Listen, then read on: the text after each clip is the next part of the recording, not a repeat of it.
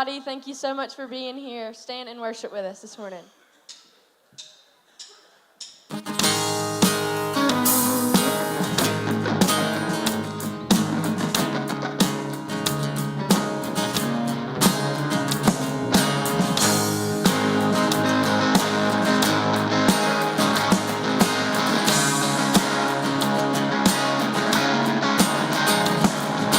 Praise be the weapon that silences the enemy. The praise be the weapon that conquers all anxiety. Let it rise. Let praise arise. We sing your name in the dark and it changes everything. We sing with all we are and we claim your victory. Let it rise, let praise arise. We'll see you break down every wall. We'll watch the giants fall. Fear cannot survive when we praise you. The God of breakthroughs on our side. Forever lift him high. With all creation cry, God, we praise you.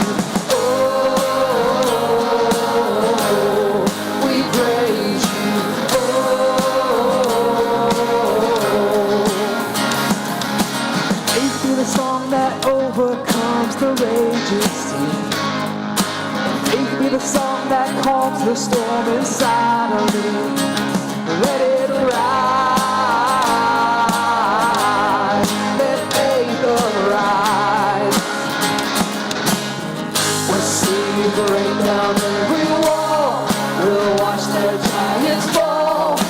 Fear cannot survive when we praise you. The God of breakthroughs on our side, forever lift him high.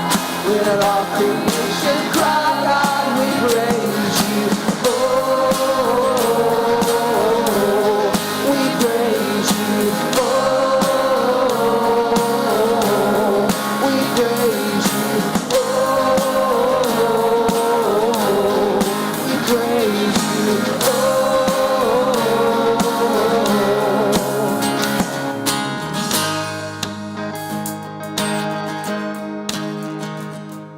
This is what living looks like.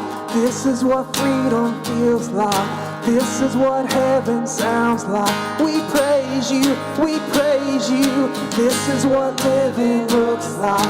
This is what freedom feels like. This is what heaven sounds like. We praise you, we praise you. This is what living looks like.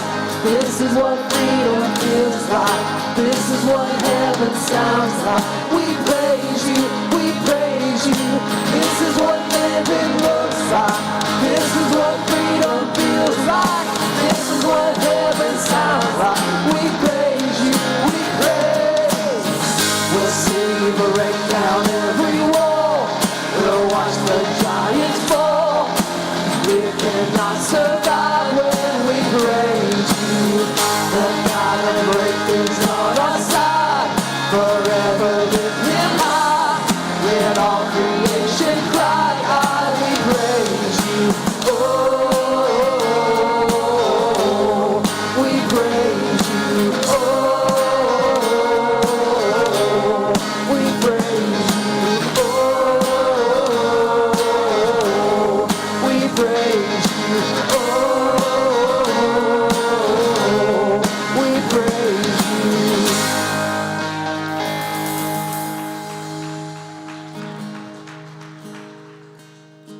Dear God, thank you for this day. Thank you for this beautiful day that we could gather here to worship you. Dear God, I just pray that you will just speak to our hearts this morning. Dear God, just open up our hearts to what you want to say to us today. And we just love you so much. In your name we pray.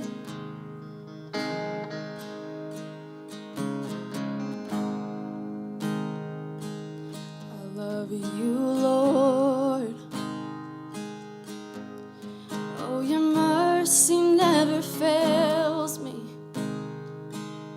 All my days I've been held in your hands. From the moment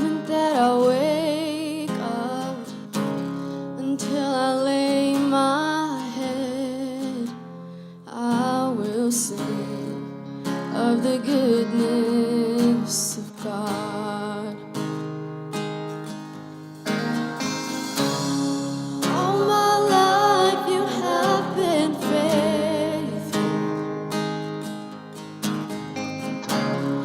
All my life you have been so, so good.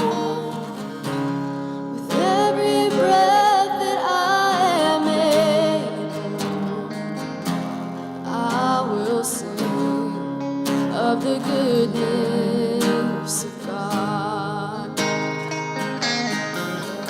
Your voice,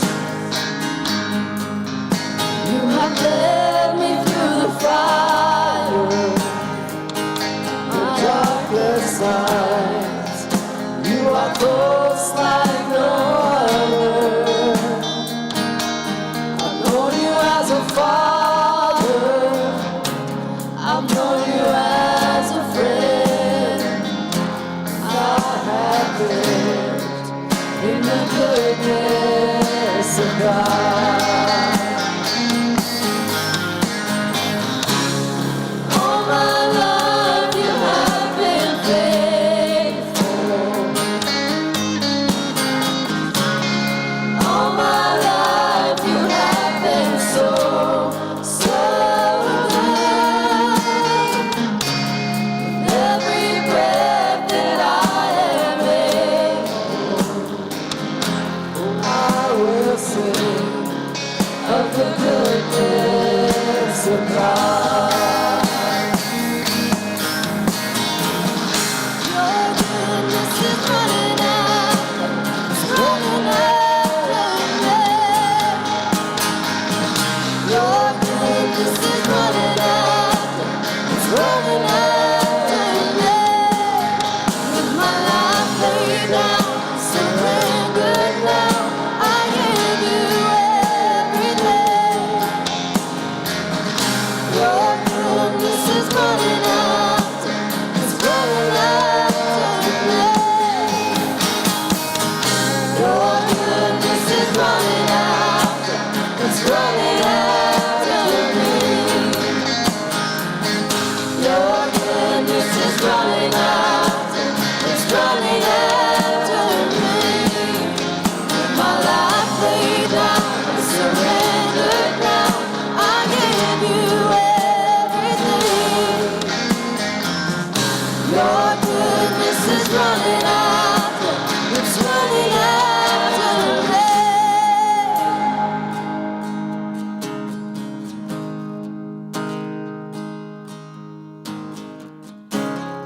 All my life you have been faithful. All my life you have been so, so good.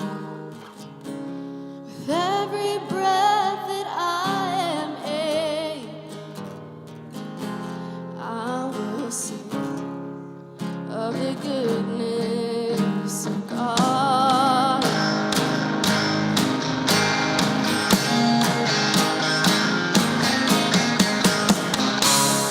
All my life you have been faithful.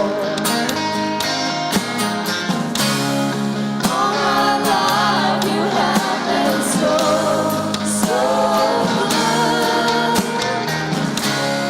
Every breath that I am able, I will sing of the goodness of God.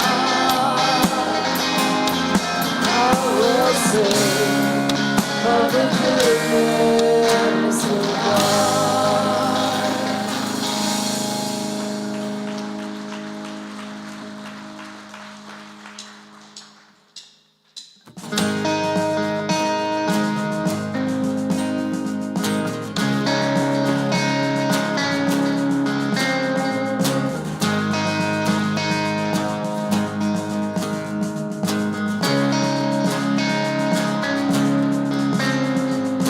Just one word, you calm the storm that surrounds me.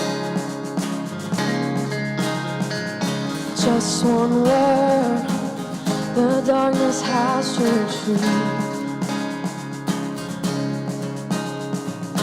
Just one touch, I feel the presence of heaven. Just one touch, my eyes were open to see. My heart can't help but believe. There's nothing that our God can't do. There's not a mountain that He can't move. Oh, praise the name that makes a way. There's nothing that our God can't do. Just one word, you heal what's broken inside. Just one word, and you revive every dream. Just one touch, I feel the power of heaven. Just one touch, my eyes were open to see. My heart can't help but believe. There's nothing that our God can't do. There's not a mountain that He can't move.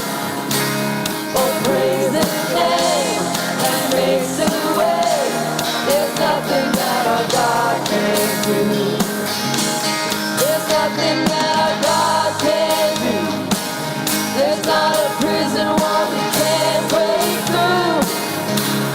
Oh, praise the name that makes a way. There's nothing that our God can't do.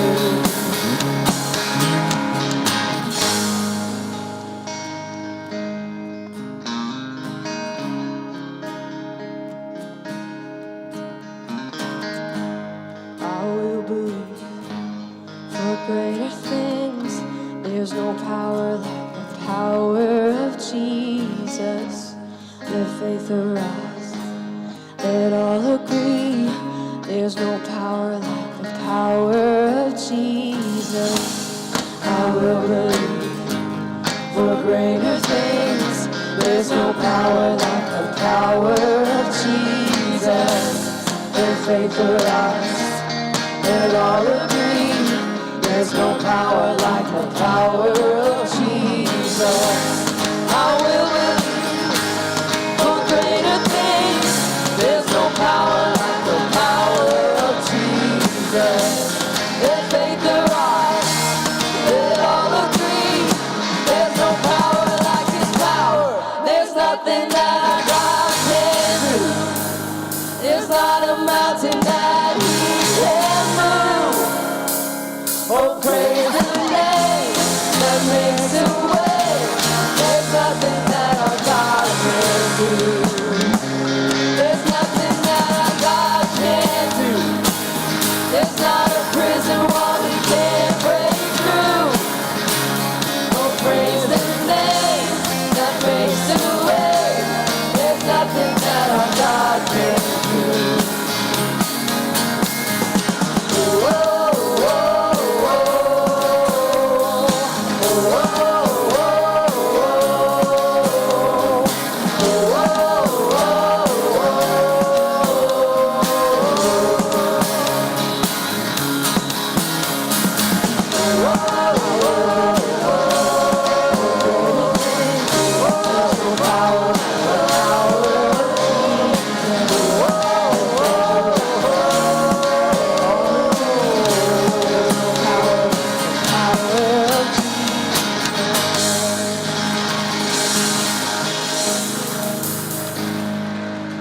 Good morning, Life Point. You can be seated. We're so glad that you are here with us this morning. If you're joining with us online or at the coffee house, so glad to have you.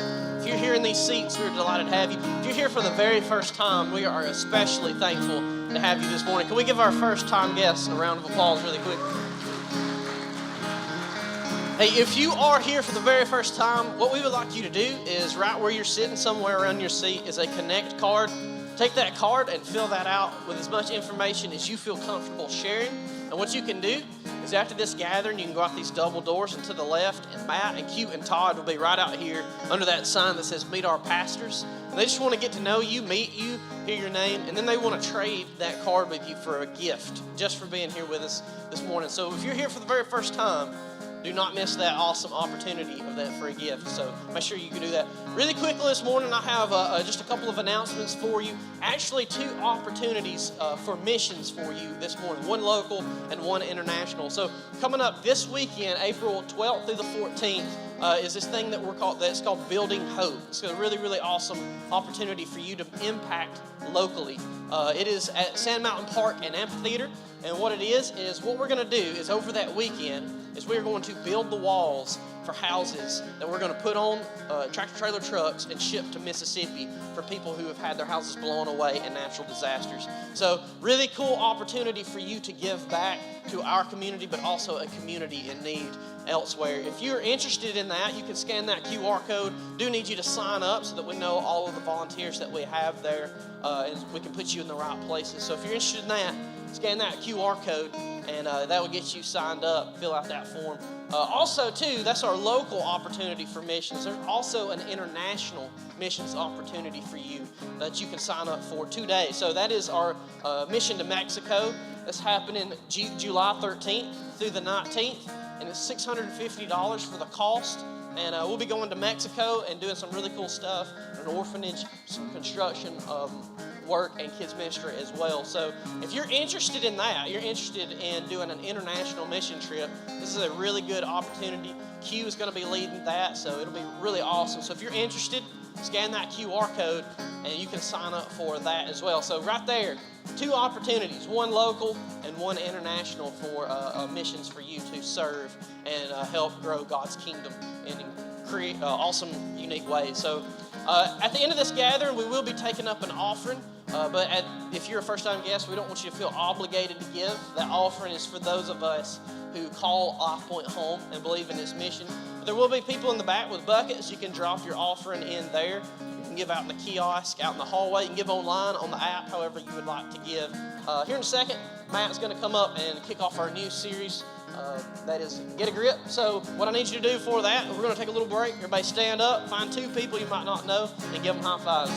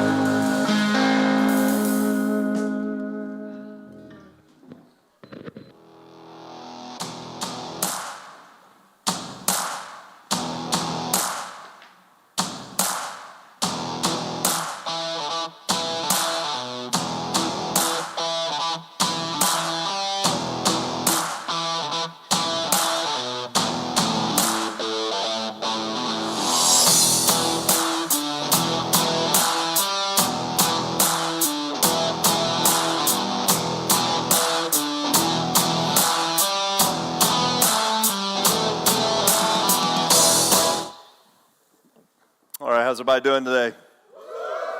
All right. Thank you so much for being here on the week after Easter. It's always always just wonder, what is this week going to be like? Because a whole bunch of people come on Easter. In fact, I think it's important that we celebrate. We had right at 1,400 people, from what I understand, was here last Sunday. Isn't that crazy?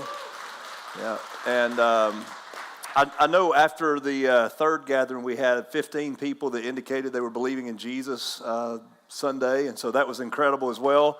Probably more incredible. And then I don't know how many from Celebrate Recovery. 20 or 30 hands that went up that I ended up handing out cards to. So incredible day, and we just want to thank you for all the investing and inviting you did to get guests here, to get people who are far from God here, and all that's worth it. I know that can be a lot of work, and Sunday was a lot of work for many of you who served in multiple gatherings, so I want to thank you for that.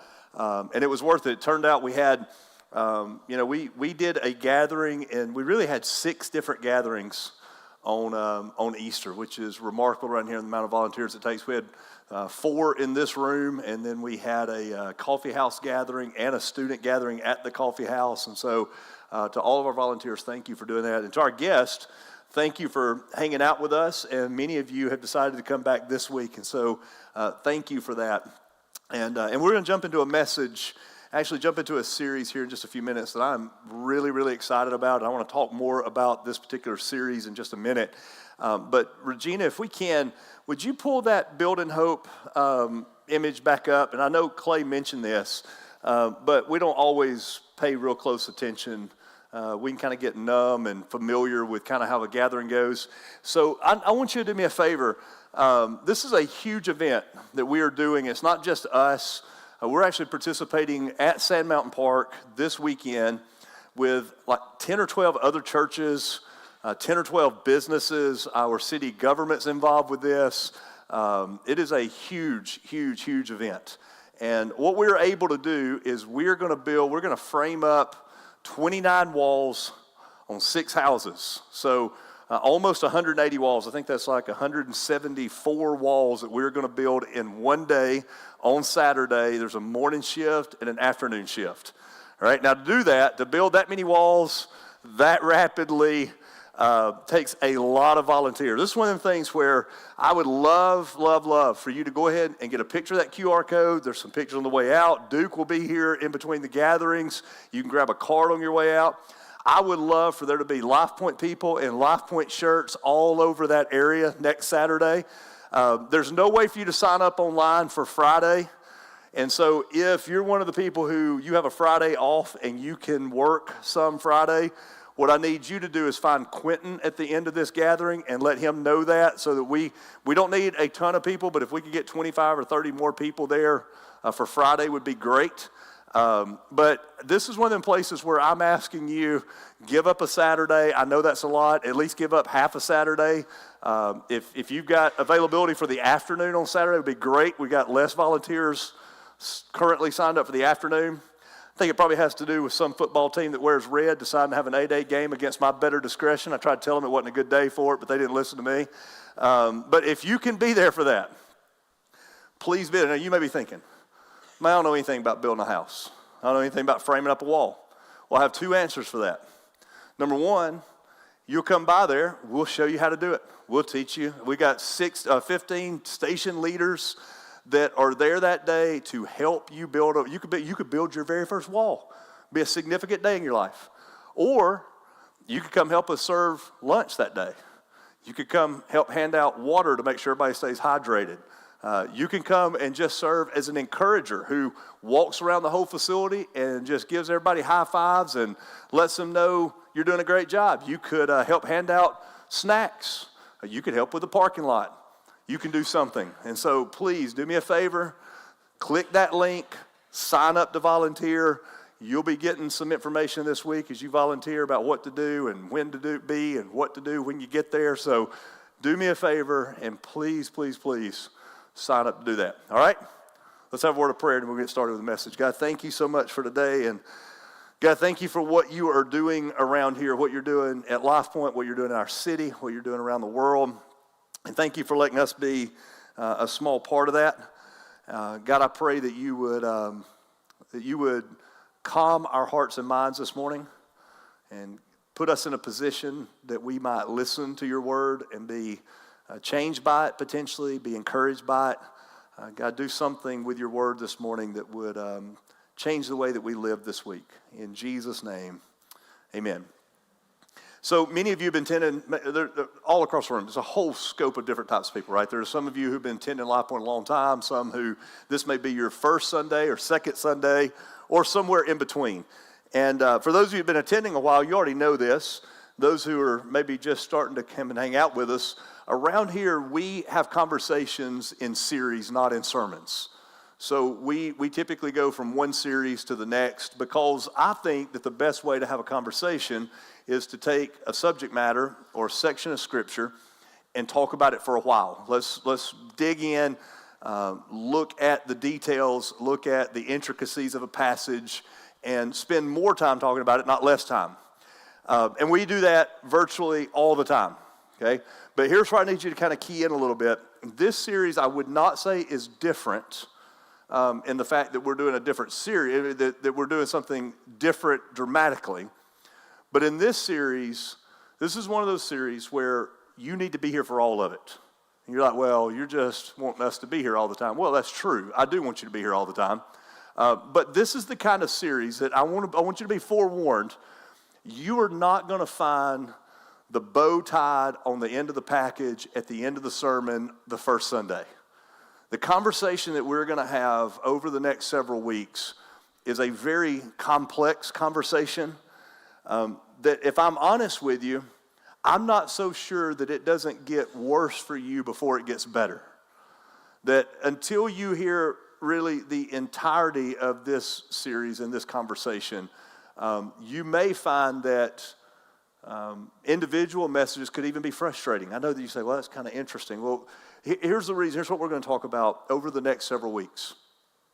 Is I think that oftentimes circumstances and situations in our life, particularly when those circumstances are difficult or painful, can have a way to cause us to either walk away from our faith, become frustrated with our faith, ignore the possibility of faith, or cause us to think that maybe faith is something that is irrational or even unreasonable or not even helpful. And this series is a series that's designed, it's called Get a Grip for a reason.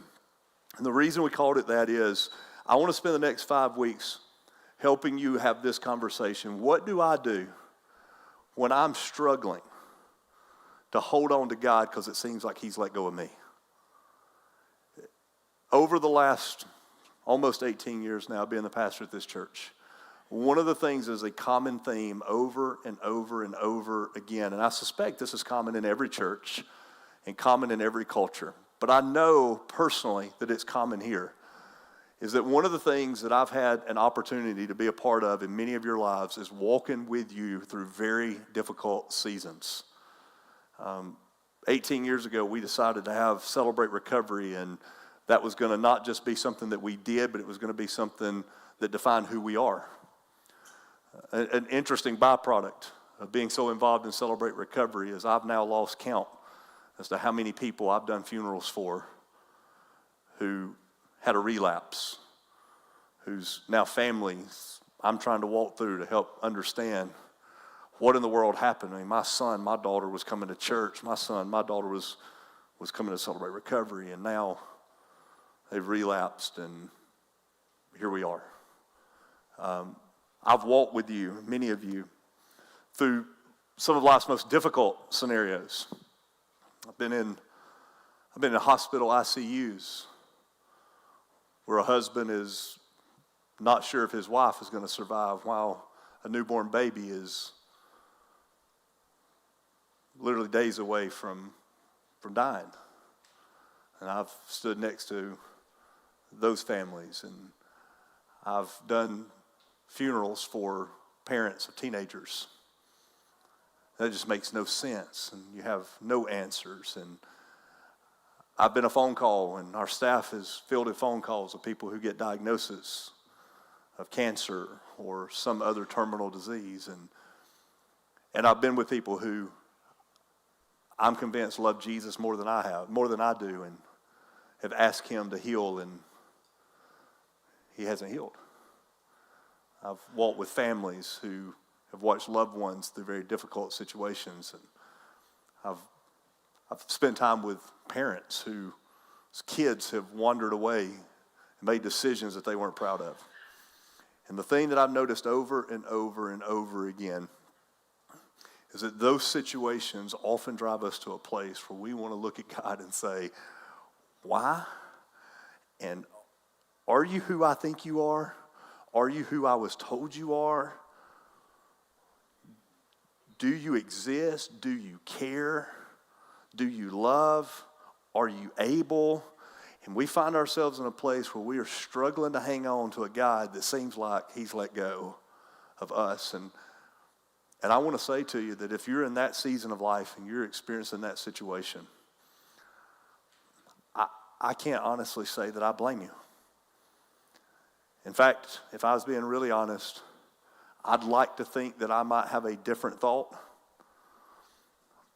But harsh circumstances have a way of causing us to second guess everything that we believe when things are going well. I mean, during the COVID season, we watched people that made no sense, too young, too healthy. And now an entire family's life has changed over something that just seems like, what in the world is going on? And where is God? And why God?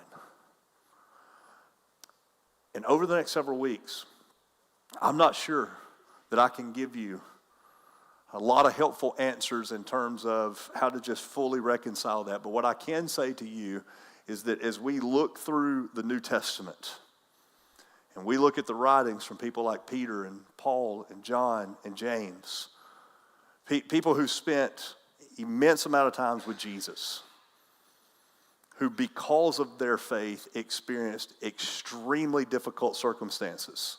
Not once do we find any indication that bad things were an indicator that God didn't exist. And because of that dynamic, I want to spend the next several weeks maybe helping us grab a perspective of what do I do when I just feel like God let go of me? When I feel like it just seems like he doesn't care, what should be my response? And this morning, I want to take you to what I think is one of the most interesting stories and one of the most difficult concepts, and honestly, one of the most profound and surprising and almost, if I could take you to this moment, disappointing things that Jesus does. Now that sounds almost irreverent, doesn't it? To think, did Jesus really disappoint anybody? Well, I want to take you to a story. And it's more than a story. Like we like to use those words, story. It's actually a narrative. This is John, one of Jesus' disciples, is writing this years after the resurrection. He sits down to write the historical narrative of what he watched, what he saw, what he heard as he followed Jesus for 3 years. And one of the narratives that surfaces that he brings up is incredibly interesting, not because of the result, but because of the dynamics of the details way before we get to the results. And let me just tell you, for many of you who grew up in church or have been in church a long time, here's what you're going to want to do this morning, all right? Here's what you're going to do. As soon as I show you the very first verse of the narrative, you're going to do this. You're going to just jump to the end of the story in your head. You're going to go straight to the end of the story, and you're going to think about the end of the story because the end of the story is the story we've always told. But what I want you to know is the best part of the story, the most important maybe part of the story, the most significant part of the story, for those of you who are walking through difficulty, for those of you who have walked through difficulty, and for the rest of us who are probably going to walk through difficulty, is not found at the end of the story. It's found at the first of the story, and even in the middle of the story. And without further ado, I want to show you this incredible story that I think you're going to find that you were written into. The story starts in John chapter 11, and Jesus has become fairly popular at this point, all right? In fact, what has happened just a couple of chapters before, so probably just a few days before, at least recent history, is Jesus has actually healed this blind child, this young boy who was blind. He'd been blind since birth. Jesus has healed him. He's given him his sight.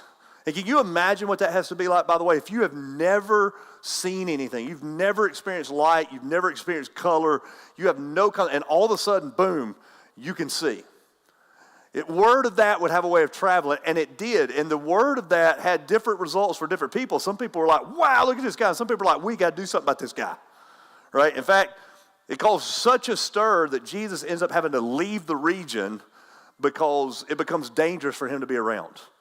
And so he's about 2 days' journey away from where this happens in a town named Bethany. He's about 2 days away, and something significant happens, not just to anybody, but to somebody who was very close with Jesus. Here's what happens to one of his friends as we pick up in the story. Now, a certain man was ill, Lazarus of Bethany, the village of Mary and her sister Martha. All right, now maybe if you've grown up in church or you've been in church very long, you may be familiar with these names, Lazarus, Mary, Martha. They all lived together, brothers and sisters. Mary and Martha are sisters. Lazarus is their brother. Probably Mary and Martha lived with Lazarus, but it's probably how that worked out. And it appears as though as we get deeper into the story, Lazarus is pretty well known. All right, he's pretty well known. In fact, as he gets sick, a whole bunch of people are around him, which indicates he was probably fairly popular. All right. Nonetheless, what we do know is that he was pretty close to Jesus. He was probably, could potentially have even been a lifelong friend because Mary and Martha and Lazarus just keep resurfacing through the narratives of the gospel.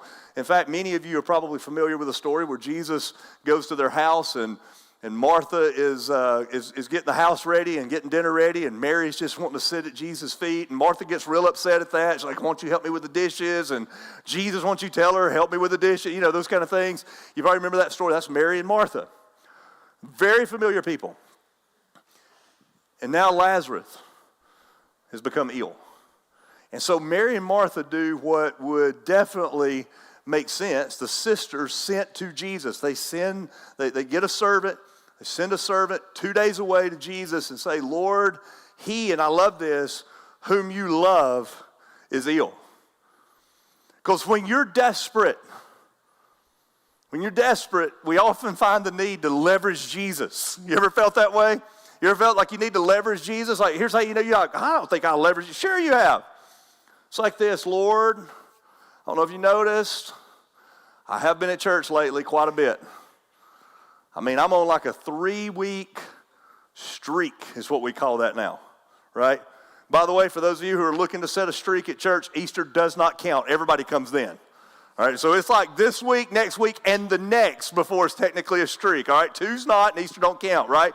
But you'll do that. You'll be like, Lord, I got to be one of your favorite. I mean, I do a lot. I've been doing this for a while, right? And so the servant says, Lord, he whom you love is ill. Now, we know what that really means, right? What that really means is, I have been sent to you. Jesus knows at this moment, as if he didn't know because he's God, you also don't send a servant on a 2-day trip to be like, hey, I'm struggling with a sinus headache over here. That green stuff is everywhere. It's driving my allergies nuts. You think you could take a break from what you're doing, Jesus? Come over here and maybe do one of them like, peace be still kind of things like you did out there on that ocean, out there on that lake that day. You could do that, make the green stuff go away. My allergies would clear up. You just don't really ask Jesus for that. You send a servant on a 2-day trip, it's serious. And some of you have been where you've sent a prayer because it was serious. It's like, God, I'm pretty sure you saw this coming. I did not. But, if you could just intervene here, Lord, that would be pretty good. Be great for me. And then you got that whole leverage Jesus thing. Your prayers get more formal, the worse things get, right? It's like for the blessing, you're kind of like, Lord, bless the food. Nurse my brothers, your service, amen. You heard that one like 900 times, you just keep saying it. But you let things get serious, it's like, oh, thou most high. I mean, you'll go like King James in a prayer, right? Like, oh, most high God. You even start using some of them names, you don't even know what they mean. Rapha and whoever, you're just like, whatever, Jehovah. You just throw words out there because it's like, I got to leverage God. This one is serious. That's exactly where the sisters are. They have sent the servant, your friend, the one you love, is ill. And here's what they're really saying. Lord, it's your friend. Remember that kid you gave his eyesight back? Like you didn't even know his name. But this is your friend. I mean, Jesus, we remember that day you were like going to heal some girl you didn't even know, and some other lady you didn't know touched the hem of your garment and she got healed. Surely you're interested in Lazarus, the one you love. And suddenly we realize that this may be a story about Lazarus and a story about his sisters, but it sure does feel like this sounds like a story about us. So the sisters, now Jesus, now watch this is incredible. Sister send his servant. And then here's what Jesus says. Maybe the most confusing verse in the whole Bible. You ready? Now Jesus what? Loved Martha and her sister and Lazarus. He loved them. They're my friends. We call each other by first name. These are not the people that's like, hey, here comes Rabbi Jesus. Here comes Jesus of Nazareth, the most holy one. These are people that's like, there's our boy Jesus coming into town, right? Mary and Martha had probably fed Jesus and them 12 mouths and the others around him multiplied. So when he heard Lazarus, now watch this, he links this with so. John puts a connector together. Jesus loved Mary, Jesus loved Martha, Jesus loved Lazarus. So because he loved them, when he heard Lazarus was ill, he stayed 2 days longer where he was at. What? Jesus loved them, and because he loved them, he didn't do anything? Are you kidding? Not at all what Mary and Martha's expecting. What do you think Mary and Martha's expecting? When they send a servant, it's like they expect Jesus to get back over there. Lazarus is ill. By the way, when it says ill, that means they're expecting him to die. Jesus, the one you love, is in trouble. And Jesus goes, yeah, boy, I love that. Like, can you imagine that conversation with the disciples? They hear this conversation. James and John and Peter, they probably get up and they're like, well, we're going to start packing our stuff. This is Lazarus. We're about to be heading back. And he goes, don't break camp just yet. I was thinking we'd hang out a couple more days. What? No, Jesus, this ain't just a boy that's blind. This ain't just that guy over there by the pool that was lame. This is your friend. And Jesus stays 2 more days where he's at. And don't forget, he's a 2 days journey away. To wait 2 days is to wait 4 days. Then Jesus told them plainly, by the way, he said, what? And so the disciples start to question this. They're like, Jesus, this is your friend. This is who you are. And Jesus goes, yeah, I know. And a couple of days goes by, and Jesus goes, hey, listen, we need to go back to Bethany. We're going to go see Lazarus. He's fallen asleep. And the disciples assume that by him falling asleep, Jesus really means he fell asleep. And they're probably thinking, well, if he's asleep, and Jesus is saying he fell asleep, maybe the fever's broke, maybe he's getting better. And so the disciples are like, I don't think we should go back because those people over there are real upset with you and they threatened to kill us the last time we were there. Like, we don't really want to die. Like, that's not in our plan. So why don't we just stay here? We don't have to go back if Lazarus is just asleep. And finally, Jesus tells the plan, look, Lazarus has died. Lazarus is dead. And I want you to see the most profound verse and words that Jesus may have ever said. Look at this. This is crazy. Lazarus has died, and for your sake, I am glad I was not there so that you may believe. Jesus goes, my friend is dead, and I'm glad. What?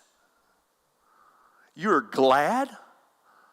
You're happy? Listen to me. And this may wreck everything you want to believe about Jesus. At this moment, what we begin to realize is Jesus orchestrates an entire event to ensure when he gets there, his friend is dead. Not the whole idea of, well, Jesus allows this to happen. No, Jesus intentionally waited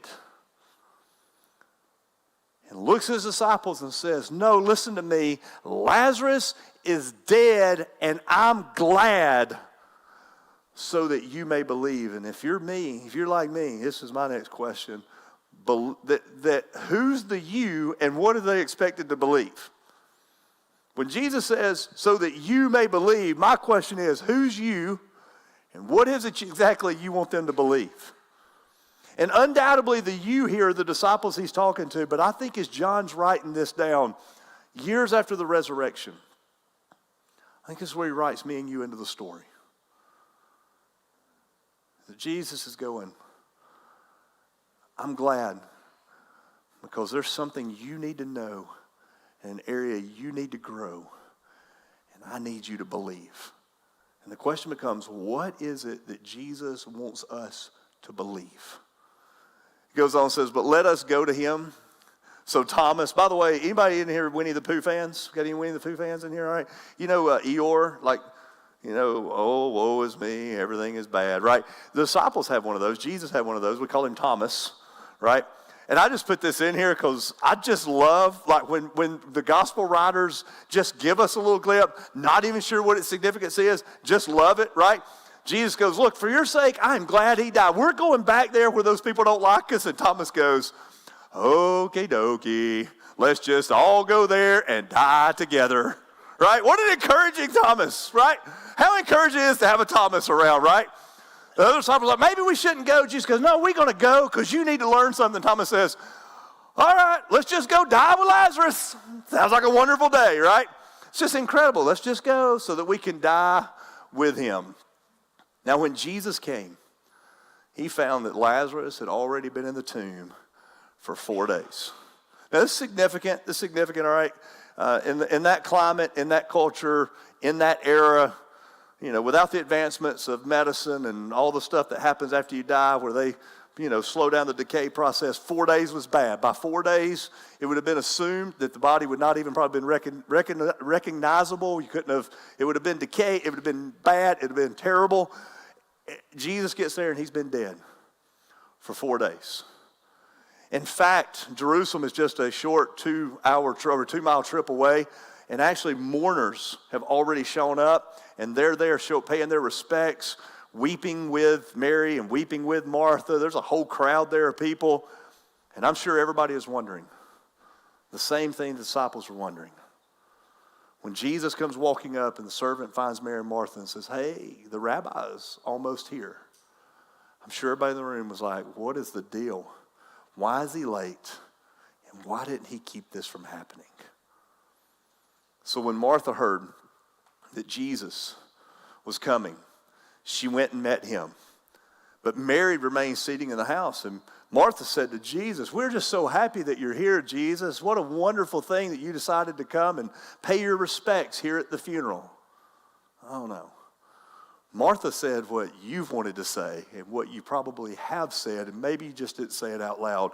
Martha says, if you had been here, my brother wouldn't have died. In fact, Martha's not the only one that feels this way. Mary, when she finally came to where Jesus was, she saw him, she fell down at his feet, and she said, Lord, if you had been here, my brother would not have died. Can I translate that for you? You ready? Jesus, this is all your fault. You could have done something. And you should have done something. This ain't a boy, Jesus, that was blind from birth that you you might not even known his name. This wasn't that lady that grabbed you by the hem of the garment, Jesus, that you healed. It wasn't the girl you went to go see because some Roman centurion asked you to. Jesus, we've seen you do this over and over and over and over again. And if you'd have been here, this wouldn't have happened. And Mary and Martha's defense, in many ways, they feel this as an expression of their faith and their confidence in him. If you'll listen and the emotions behind the words, Mary falls at his feet and goes, Lord, you could have fixed it. I've seen you do this before for other people, and you're 4 days late. This is all your fault. And when you find yourself in difficult circumstances, when your hopes and dreams are dashed because things didn't go the way you wanted them to go, when you realize that God's probably not going to heal you even though you're convinced he could, or when you realize that things aren't going to change even though God could change them, you may find yourself in the very situation where you find yourself going, I don't know, God, it seems like you have let me down and let go of me, because if you'd have been here, things would be different.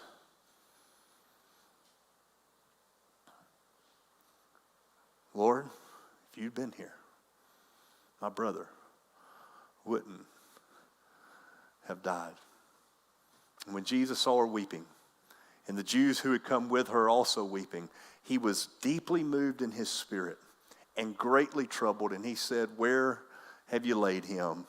And they said to him, Lord, come and see. And they take him over to this cave where they had put him in and put a stone across it. In verse 35, John tells us that Jesus wept. Now, some of you are like, I remember this growing up. This is the shortest verse in the Bible. It is the shortest verse in English in the Bible. Now, you should know that the verse numbers, they're not inspired. John didn't write verses numbers as he went. This was done years later, and we don't even know who did it. But whoever did do that, when they got to this part of the story, said, you know what, these two words deserve their own verse. And I probably agree with them, because I think that these two verses indicate the character and the compassion of Jesus. As he looked around at the situation and he saw the brokenness of the sisters and those who were with him mourning, the disciples questioning, the disciples saying, why are we even going? And Jesus looks at the totality of the whole situation, that I think that situation is a microcosm of the reality of what life is like on earth. When Jesus looks at it, he begins to weep. And for those of you who may be unfamiliar with that culture, in that culture it would have been very, very odd. And even, something that would not have been considered a good thing for a man, and particularly for a rabbi, to have wept in public. And yet Jesus lays his reputation and the cultural expectation to the side. And he's overcome with emotion and he begins to weep. And he says to the men, there's the people that are there, he finally looks up and he says, hey, go and remove the stone. Go remove the stone. Now, for some of you in the room, you're like me. When you imagine that, you think of like two teenage boys going over there and moving a stone out of the way. But actually, what archaeologists tell us is probably true in that day and time is there had been an opening to a cave, and they would have constructed some type of kind of ramp. And when the tomb is open, the stone is actually up the hill, and they put a wedge in it, and it keeps the stone from rolling down in front of the hole, right? The cave opening. And so it's a lot easier to roll the stone in front of this tomb than it is to roll the stone out of the way of the tomb. And so it could have been a lengthy process. It definitely would have been this. It would have been something that you just wouldn't want to go do. Normally you just wouldn't do it, especially 4 days later, because things have a tendency of not being good at 4 days of somebody being dead. And that's why they would do that. They would roll the stone in front of it. They would allow the body to decay. And eventually, if ever, sometimes they would roll a stone back, get the bones out of it, and put it into what was called like a bone box that would be stored at a person's home as a memorial. Jesus tells them, go move the stone. And people had to be like, why would we do it? In fact, Martha was like, Lord, you don't want us to do this. By this time, there's going to be an odor, right? Some of you grew up like me in a church that had the King James Version. You remember, by this time, Lord, he stinketh, right? It's kind of where this is at. Like, there's going to be an odor, right? But Jesus tells them, go and remove the stone. So they took away the stone, and Jesus lifted up his eyes, and he says, Father, he says this loud enough for everybody to hear him. This is what I want you to see. He says, Father, thank you that you have heard me. Meaning Jesus had already been praying, right? Not that you hear me, that you heard me. Jesus had already been talking to his Father. He said, thank you that you have heard me. And I knew that you always hear me, but I said this on account of the people standing around. This prayer I'm praying is so they can hear what I have to say. He says this, that they may believe. Remember he said that to the disciples before, right? I'm glad this happened so that you can believe. So you can believe what? And Jesus finally answered. He says, that they may believe that you sent me. Now why does that matter? Why does that matter?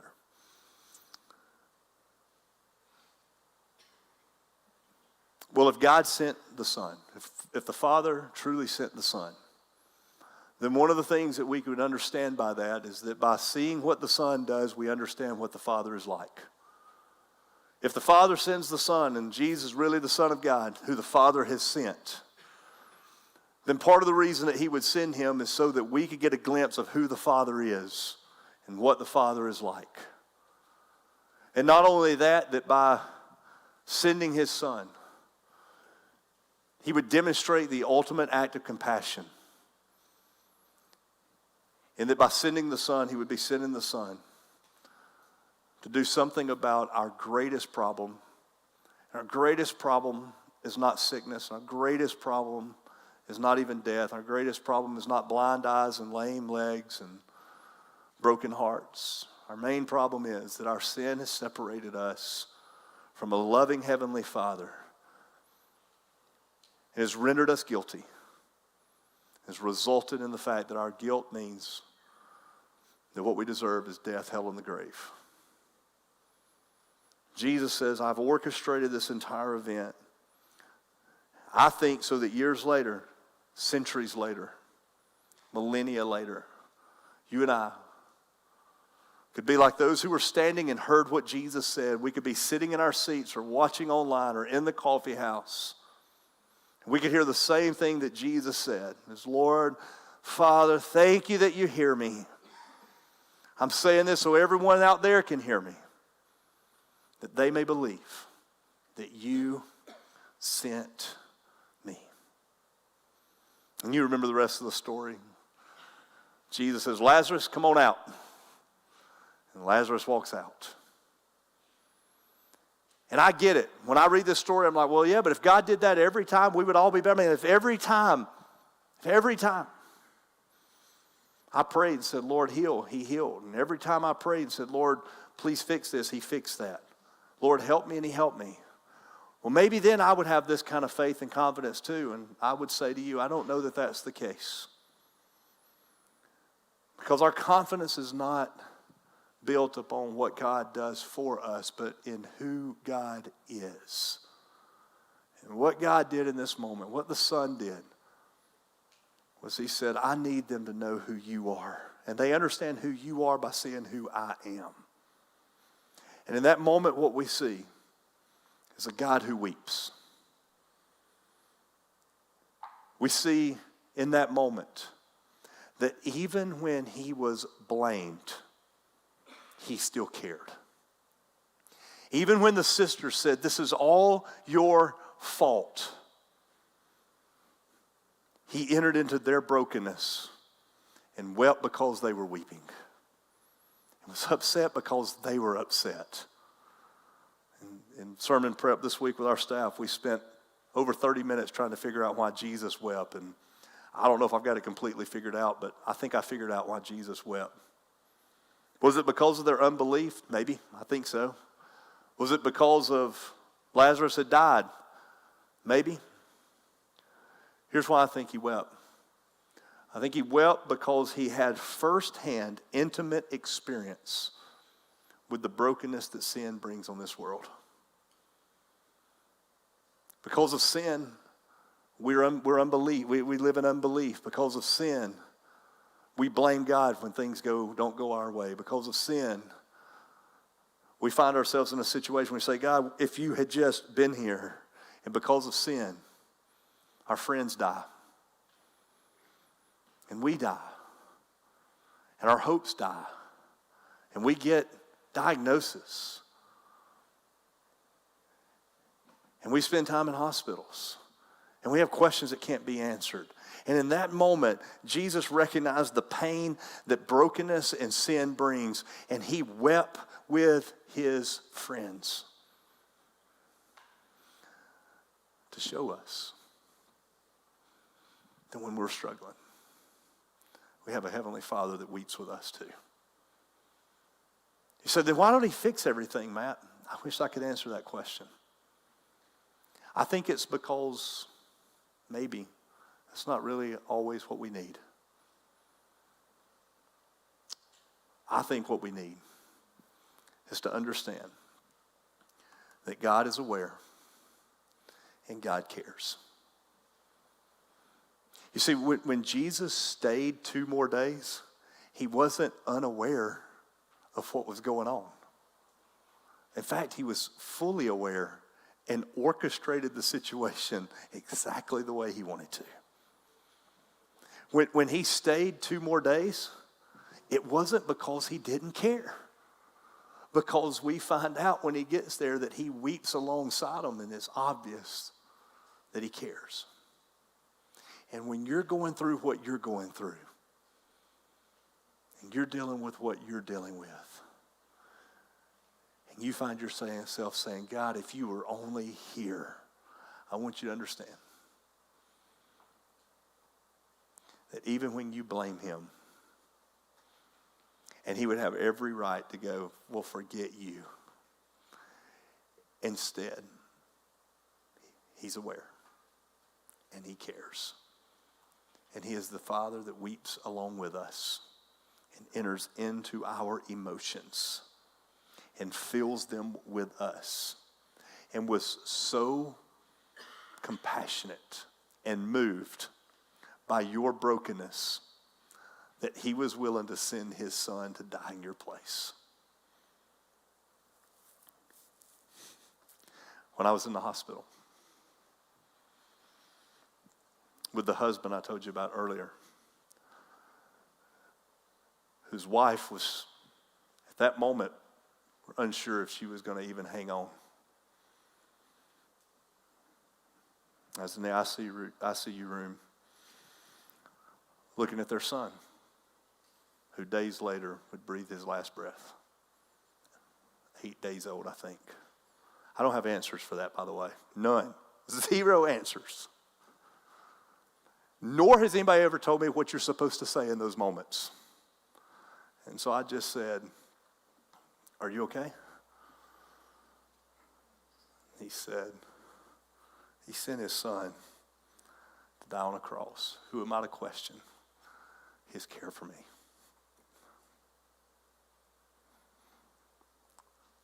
So, well, it's always nice when the pastor gets pastored, right? He's aware, and he cares. And by the way, one day, he's going to wipe away every tear, and he's going to make everything right. And in that, we put our hope. Let's finish this conversation over the next several weeks. Father, thank you that when it feels like you're nowhere around, thank you that we can know that you're there. When it feels like you've lost touch, thank you that we can have confidence that you're aware. And when it feels like you have let go of us, even when we're so desperately trying to cling to you, remind us that you care. May the cross serve as the reminder that your love is never questioned. In Jesus' name, amen.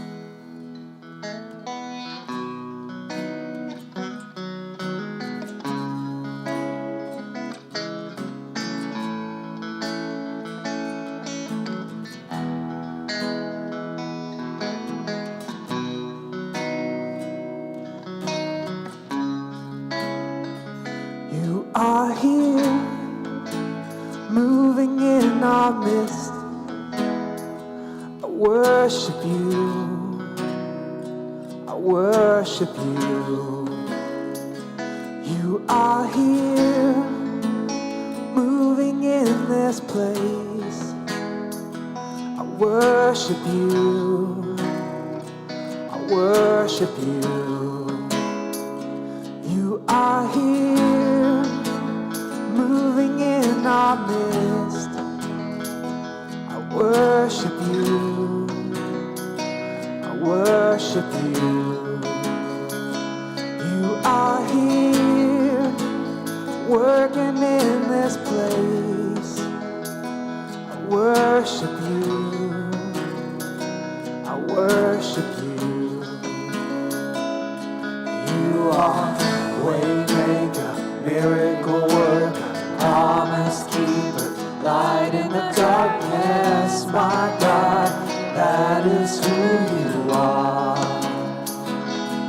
You are waymaker, miracle worker, promise keeper, light in the darkness, my God, that is who you are.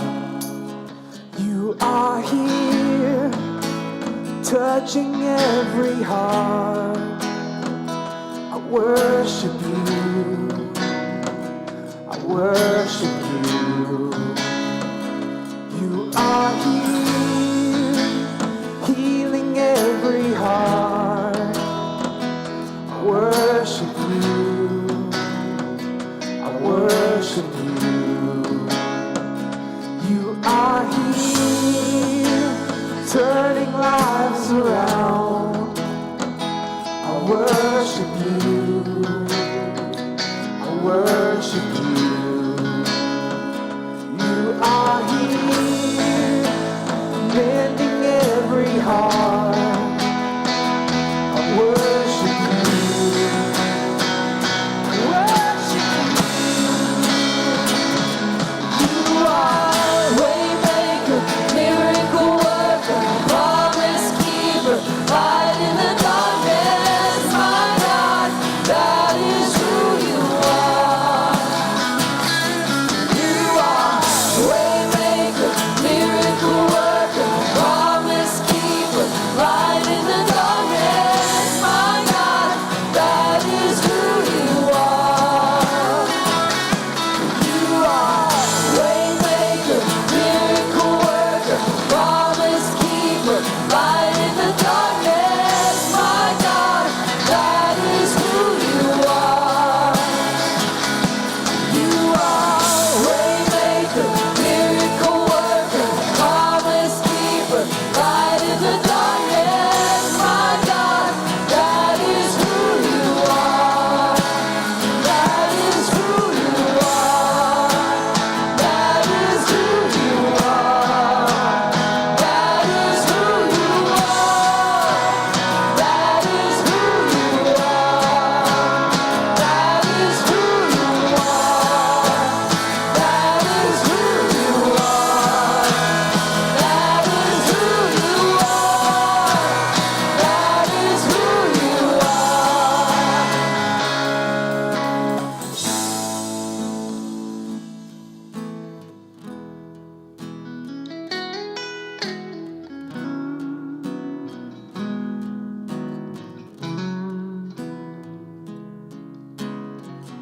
Even when I don't see it, you're working. Even when I don't feel it, you're working. You never stop working. You never stop working. Even when I don't see it, you're working. Even when I don't feel it, you're working. You never stop working. You never stop working. Even when I don't see it, you're working. Even when I don't feel it, you're working. You never stop working. You never stop working. Even when I don't see it, you're working. Even when I don't feel it, you're working. You never stop working. You never stop working. Waymaker, miracle worker, promise keeper, light in the darkness.